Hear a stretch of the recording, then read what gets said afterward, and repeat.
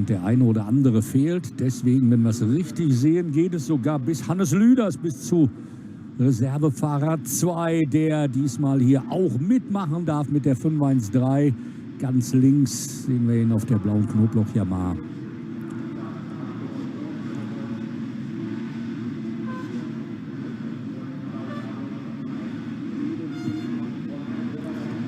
Und 15 Sekunden noch bis zum letzten Start.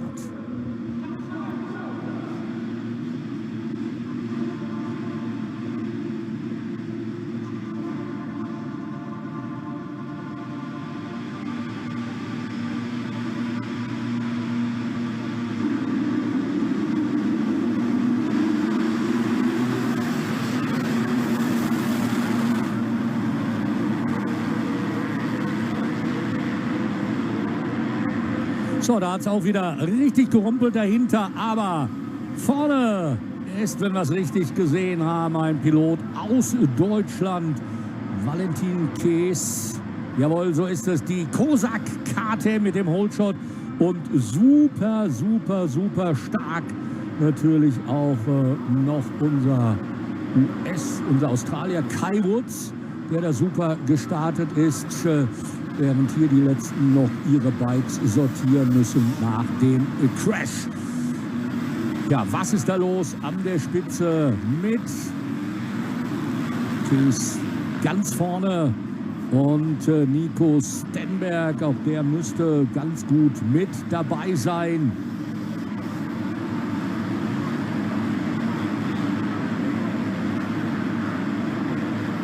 Fällt jetzt hier hoch und da haben wir Fretze auf P3, dahinter der Australier Kai Woods hier, der zum ersten Mal für die Mannschaft von KMP Honda DVRG unterwegs ist, der im Qualifying nicht so gut war, der aber in allen 3 Rennen super gut aus dem Gate gekommen ist, richtig stark, was der gezeigt hat.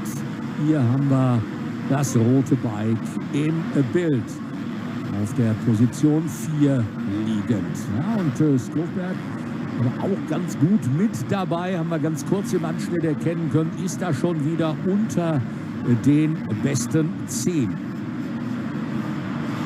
Ja, jetzt wird es schon eng für Valentin Kees, denn Nico Stenberg auf der Schmicker KTM jagt hier die Kozak KTM.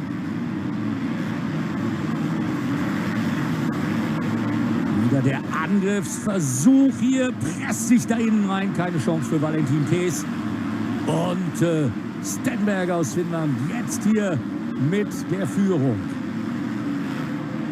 Dann Kees, dann Fretze. Skofberg schon auf der 6.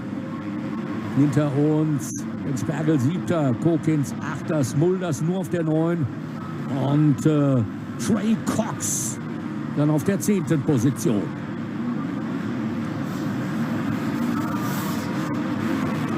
So, und naja, da ist Owens schon vorbeigegangen an Woods.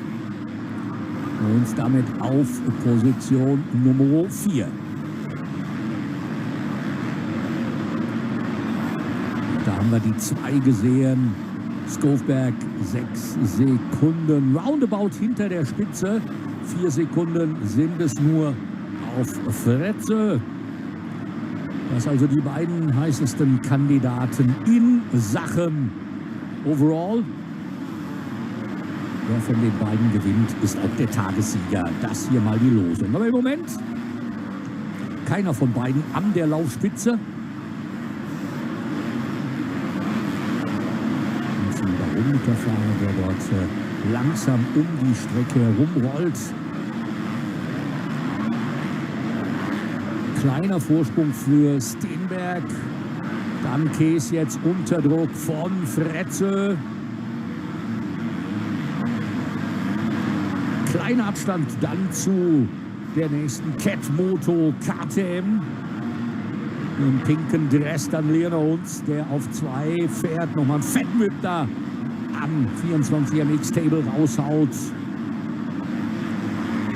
Dahinter dann schon Skofberg auf der 5, der hier mal mächtig aufdreht und genauso schnell war wie Stenberg vorne auf P1.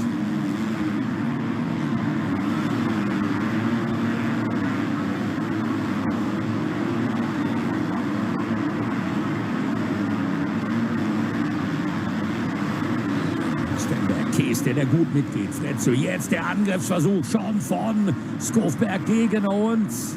Aber nochmal abgewehrt vom Australier. Skofberg jetzt außen rum. Reicht wieder nicht. Nächste Linie wechseln. Ja, da geht uns auch ein bisschen weit und damit die Chance für Skofberg. Innen aber Owens. Das ist ein Säckel. Macht da den Ellenbogen raus und zwingt Skofberg dazu, so mal minimal Gas wegzunehmen. Och ja, und Jakob Zweierker, das ist der Nächste an diesem Wochenende, der baden geht nach Rache bei den Masters gestern. Zweierker dort im Wasserbecken gelandet. Warum ist das da? Damit sammelt man halt das Wasser von der Strecke, damit die nicht ganz so unter Wasser steht. Tja, wenn du da dann landest, dann hast du natürlich ein bisschen Pech gehabt. Das ist jetzt die Stelle, wo man dort hinkommt.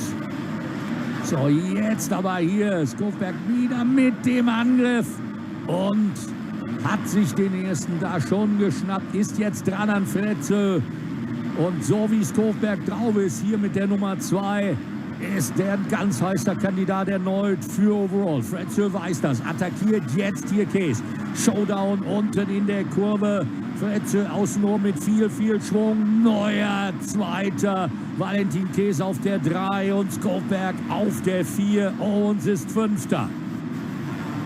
Jetzt sofort der Angriff von Skofberg. Der diskutiert überhaupt nicht, sondern der lässt das Ding hier einfach laufen und hat jetzt ganz klar seinen Landsmann, den amtierenden Youngster Champion Mats Fretzel im Visier. Aber Kees auch, er fährt hier klasse mit.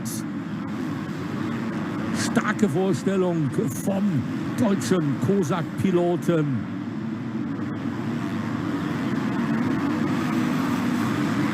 Auf Platz 9 im Championat, aber nach diesem Wochenende könnte er da einen ordentlichen Sprung nach vorne machen in Richtung besserer Platzierung im Championat. Stenberg nach wie vor mit knapp 3 Sekunden Vorsprung. Und das hier ist aber nicht mehr 3 Sekunden, das sehen wir deutlich. Der Finne und dann die beiden Dänen, die sind insgesamt innerhalb von, würde ich mal sagen, 2 Sekunden vielleicht unterwegs. Dann mit ganz kleinem Gap dahinter Valentin Kees, der gucken muss, dass er den Anschluss hält. Die 70, denn von hinten droht Leon Owens. So, Riesensatz dort von Skofberg. Aber es reicht noch nicht gegen Fretzel. Jetzt vielleicht wieder mit viel Power außenrum. Estec Corner. Abgewehrt nochmal von Fretzel. Jetzt aber bergauf. Vielleicht die Chance für Skofberg. Nimmt er viel Schwung mit. Vorbei jetzt in Sachen Red Bull Bogen. Aber Fretzel mit der besseren Linie. Und damit hält Fredde definitiv Platz Nummer 2. Ja, ich sag's ja, innerhalb von 2,2 Sekunden die ersten 3, die hier eine absolute Sondershow bieten. Richtig stark. Alle jetzt hier mit super schnellen Rundenzeiten. Oh, da ist Skofberg schon dran an Fretzel. Jetzt der Angriff. War nochmal abgewehrt von Fretzel, der seinerseits in diesem Moment an Stenberg vorbeigeht und auch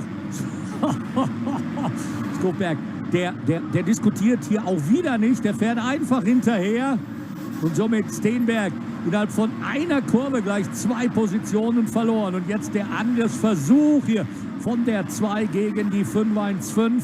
Aber nochmal abgewehrt vom Pink Panther da vorne, vom Mats Fretzel.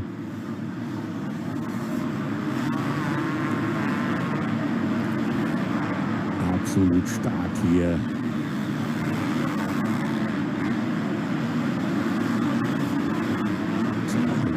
Fretzel dahinter. Dann Skofberg, der jetzt attackiert hier. Beker runter und kommt damit in die bessere Position in der Aztec-Kurve. Strauchelt da fast. Aber jetzt die Führung, vielleicht nochmal die Chance für Fretzel zurückzugehen. Probiert es außenrum, aber kleiner Haken bei Fretzel und damit Skofberg endgültig an der Spitze. Was für ein Move hier bei Rennhalbzeit. Übernimmt Nikolai Skofberg die Führung vor Mats Fretzel. Begeisterung da in der Box bei der MX-Handel-Mannschaft. Nikolai Skofberg aktuell hier nicht zu bremsen. Wahnsinn, was der jetzt zeigt. So, da sind wir jetzt beim nächsten Kampf. Da geht es um Platz 4. Valentin Kees wird da attackiert vom Australier, von Liam Owens.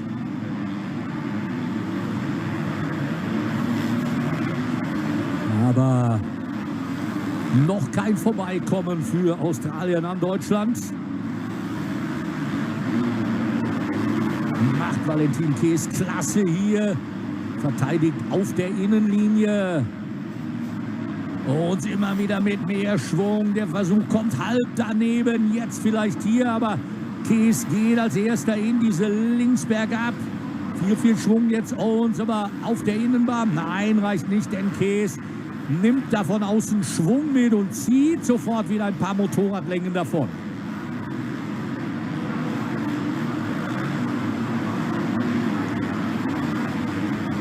Ja, und jetzt hat Valentin Kees erstmal so ein bisschen Luft. Kann da einmal durchatmen, aber viel mehr auch nicht.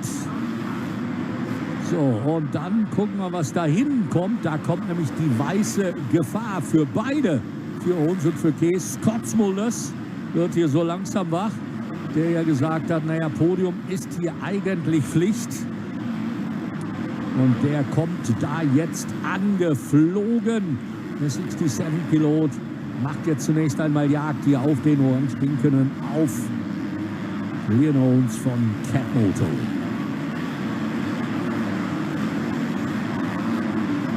Kees hat dadurch jetzt erstmal ein bisschen Ruhe, aber nur minimal. So, Skofberg, Fretzel vorneweg. Stenberg kann das Tempo da gar nicht mehr mitgehen. Ist aber seinerseits auch recht komfortabel vor diesem Trio. Vor Kees, Owens und Smulders. Und Owens wieder relativ nah dran an Deutschen, an Valentin Kees, da im gelb-schwarzen Outfit.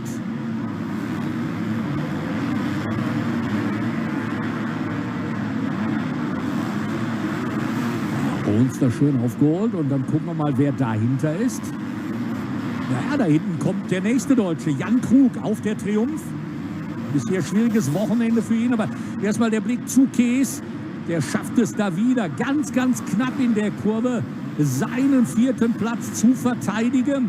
Jetzt berghoch, wieder keine Chance für uns. Der müsste in der Auffahrt quasi den Lenker minimal vor den Lenker von Kees bringen. Dann könnte es funktionieren. Aber bis jetzt macht Kees das richtig klasse. Kostet natürlich Zeit und dadurch kann Scott Smulders jetzt rankommen und attackieren und übernimmt von Owens mal Platz Nummer 5. Guter Move von Smulders. Uns da so ein bisschen von der Linie abgekommen, vielleicht ein Tick zu schnell in der Bergabpassage. Und damit musste er aufmachen. Jetzt der Angriff, denn da war der nächste Fehler von Valentin Kees. Auch ein Tick zu schnell, musste nach außen gehen und Smulders bekommt hier quasi zweimal so ein kleines Geschenk überreicht in Form von Fehlern der Vorderleute. Und damit springt Scott Smulders gleich mal auf die 4. Position vor. Das ist schon richtig klasse, was der hier macht und betreibt damit natürlich Schadensbegrenzung in der Form, dass er hier nicht allzu viele Punkte verliert auf Nikolai Skofberg, auf den Spitzenreiter. So, jetzt hier wieder der Angriffsversuch von uns gegen Kees. Aber der lässt zumindest den Australier im Moment noch nicht vorbei. Und dahinter haben wir gesehen mit der 11 Jan Krug auf der Triumph, der sich hier gut rangearbeitet hat an diese Gruppe. Und da gleich auch noch mitmischen wird. Jetzt aber hat er es geschafft. Hier nach uns mit etwas mehr Schwung außenrum. Und Kees, ja, war schon fast daneben, aber dann hat es doch nicht gereicht, um zu kontern. Und jetzt hier muss Kees aufpassen, denn Jan Krug, sein Landsmann, direkt an seinem Hinterrad. Und Kees und Krug. So, innen rein. Ja. Unverändert noch diese Positionen. So, und das Problem für Mats Fretzel. Fretzel out of race mit einem technischen Problem dort. Eventuell Kette ab oder sonst irgendetwas. Das ist bitter. Auf Platz 2 liegend. Das Aus für Fretzel. Und damit Steenberg jetzt auf 2, Smulders auf 3, Kees ist 4. vor Owens und Krug. Was für ein verrücktes Thema. Ja, und Krug auch schon vorbei an Valentin Kees. Jawohl, so ist es. Und Krug macht jetzt sogar Jagd auf Owens. Also Krug mit einem riesen Move hier am Ende. Starker 5. Platz für den Deutschen, während Fretzel da immer noch steht und jetzt eingesehen hat, das kann er selber nicht beheben. Und das ist natürlich ein ganz, ganz herber Rückschlag in Sachen Titelverteidigung für Mats Fretzel, für den Dänen. Out of race hier. 3,5 Minuten vor Ende des letzten Laufes. Hier der Kampf um Platz 4. Owens gegen Krug und Krug. Der ist schneller, das haben wir gesehen. Und zack, bumm, das ist jetzt meine Kurve. Musste noch mal schnell zur Brille greifen. Wird es reichen für Krug, um die Nase vorn zu halten? Jawohl, so ist es. Ganz, ganz stark. Jan Krug, der Deutsche, jetzt hier auf Platz 4. Super Aufholjagd, nachdem das Wochenende ja mit Sturz begann gestern. Und er dann eine riesen Aufholjagd hinlegen musste. Dann im zweiten Lauf sogar der Komplettausfall und jetzt hier Wiedergutmachung mit einer tollen Aufholjagd und mit einem starken 4. Platz. So, Fretzels Bike wird weggeschoben. Und ja, wie sieht es aus? 2,5 Minuten vorher. Die ersten Runden haben wir gesehen. Kees auf die 6 zurück. Dann ganz, ganz stark Trey Cox hier. Der Südafrikaner, der hier auf der 7 unterwegs ist, sind diese Woche hier geblieben. Er und der Papa, die Paris-Dakar-Legende Alfie Cox, weil eben back-to-back die Rennen waren. Morgen früh geht es zurück nach Südafrika und da fährt er auch noch die südafrikanische Meisterschaft und dann für Tensfeld wird wieder zurückgeflogen. Er also auf der 7. Kokins und Linus Jung mit der 3 auf der 9. Position. Durch das was? Linus Jung? Ja, das ist der Kollege, der gestern Last Chance Rennen fahren musste. Das hat er gewonnen. Der als 31. ans Gate gerollt ist und der jetzt hier ein Top-10-Ergebnis einfährt, wenn er das zu Ende bringt. Ganz, ganz stark von Jung.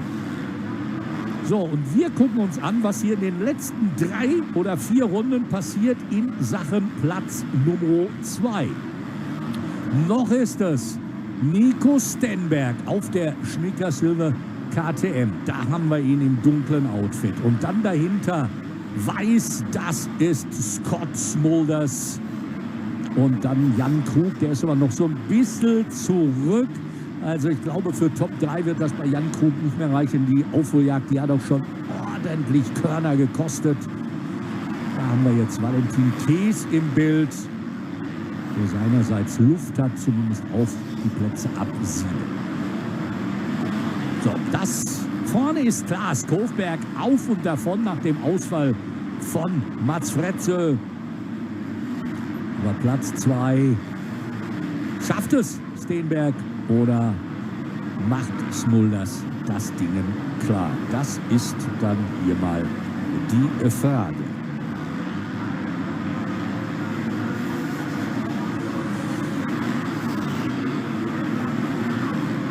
So, Steenberg mit 25 Punkten und Thies 35 Punkte, also das könnte ganz gut ausgehen für Valentin Thies in Sachen Platz auf dem Podium.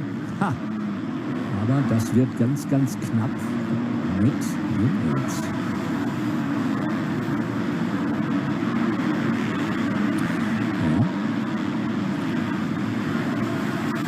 Warten wir es ab. Jetzt aber hier mal der Kampf um Platz 2. Da ist Scott Smulders fast dran. Wir sind in den letzten 3 Runden. Smulders oder Steenberg. Wer macht das Ding jetzt? Der Angriff von Smulders auf der Innenseite. Reicht nicht, das wird so eng da oben. Musste Smulders nochmal zurückziehen. Aber jetzt hier die Chance. Wieder abgewehrt vom Finnen. Der hält sich hier auf dieser zweiten Position. Macht das richtig, richtig stark. Ganz, ganz klasse, was Steenberg hier zeigt. Nächste Überrundung steht an. Nächsten Überrundungen. Ist das Zünglein an der Waage? Steenberg muss jetzt erstmal anstehen. Und damit natürlich Scott Smulders in Angriffsposition. Der erste Pilot, beide ganz gut dran vorbeigekommen. Jetzt die nächsten hier. Steenberg mit mehr Schwung, Bergaufpassage im ersten überholt. Den zweiten hier auch. Ja, da muss Scott Smulders noch mal kurz anstehen. Den Weg außenrum gehen. Jetzt aber die Möglichkeit für Smulders innen rein zu gehen. Parkt da ab. Nein, da war er ein bisschen zu brav. Da war er etwas zu brav. Und deswegen bleibt Steenberg auf Platz 2. Aber wie lange noch? 2 Runden gleich noch für die beiden. Skofberg ist schon in der letzten Runde. Und Smulders, der probiert es an allen Ecken und Enden. Jetzt vielleicht die Chance außenrum mit viel Speed. Und es reicht für Smulders. Smulders auf die 2 vor. Steenberg dann auf Platz 3 und dahinter Jan Krug. Ist das jetzt die Chance vielleicht für den Deutschen, für Jan Krug, da noch aufs Laufpodium zu fahren? Das wäre natürlich eine ganz, ganz starke Sache beim Auftakt in Grevenbruch. Da hat er sogar einen 2. Platz rausgeholt. Ja, und Smulders, der setzt sich jetzt sofort hier von Steenberg ab. Und da ist Krug schon, der jetzt Morgenluft wittert, der sagt, naja, das ist vielleicht meine Chance jetzt hier zur Wiedergutmachung, ist jetzt schon neben der Schmiedker KTM, aber der kann auf der Innenbahn natürlich wunderschön den Speed bestimmen, die Linie zumachen. Krug jetzt außenrum mit viel Power, aber jetzt hat er hier die enge Linie, aber es geht trotzdem für Jan Krug. Klasse, der Deutsche vor auf die 3. Position.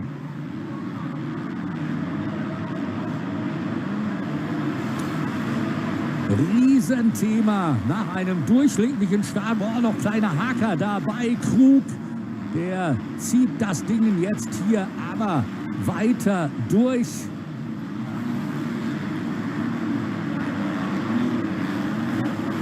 Smulders, Krug, Steenberg. Und wir haben gleich nur noch eine Runde zu absolvieren. Skofberg mit einem Riesenvorsprung aktuell. Ja, also nur mal so zum Festhalten, Jan Krug in dieser Runde im ersten Sektor über 1 Sekunde schneller als Scott Smulders. Und Krug, man on a mission, wird das sogar noch Platz 2 für den Triumph-Piloten. Es geht hier in die letzte Runde. Letzte Runde läuft. Und da haben wir Smulders und dahinter Jan Krug, der absolut entschlossen ist, vielleicht nochmal einen Lauf P2 zu holen. Wird da angefeuert von der Pitlane. Jetzt in diesem Eck Smulders ein bisschen besser. Hat da erstmal wieder deutlich Luft bekommen. 2 Sekunden waren es, die Krug auf Smulders geholt hatte in der letzten Runde. Das hier so eine Stelle, da ist ein bisschen zu weit weg. Ist jetzt gleich nur noch eine halbe Runde. Das wird nicht einfach werden für Jan Krug, der jetzt noch mal alles reinwirft hier. Da ein bisschen Quersteher, etwas zu hektisch und das kostet jedes Mal so 1, 2 Meter, so ein Zehntelsekündchen oder 2. Und das wird jetzt nicht einfach werden. Yamaha Corner, da ist Skofberg einmal ein bisschen tief reingegangen, aber trotzdem sehr effektiv. Der nächste kleine Fehler von Jan Krug und ich sag mal, das ist durch. Jetzt hier keinen Mist mehr machen. Platz 3, cool nach Hause bringen. Das wäre schon ein Riesenerfolg. Ja, und der ist auf dem Weg zum nächsten Laufsieg. Der ist auf dem Weg zum nächsten Gesamtsieg. Nikolai Skofberg. 3 fantastische Rennen. Sehr, sehr gute Unterhaltung, die uns Skofberg hier bietet. Das ist schon wirklich richtig, richtig klasse, was der zeigt. Gewinnt hier Nikolai Skofberg dieses Rennen.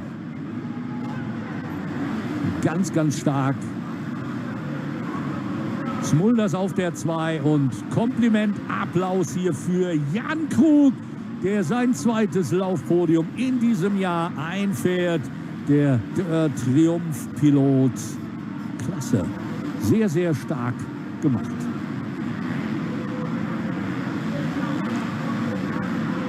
Ja, Stenberg auf der 4, Ian Owens dann 5. und Valentin Kees rettet hier Platz Nummer 6 ins Ziel.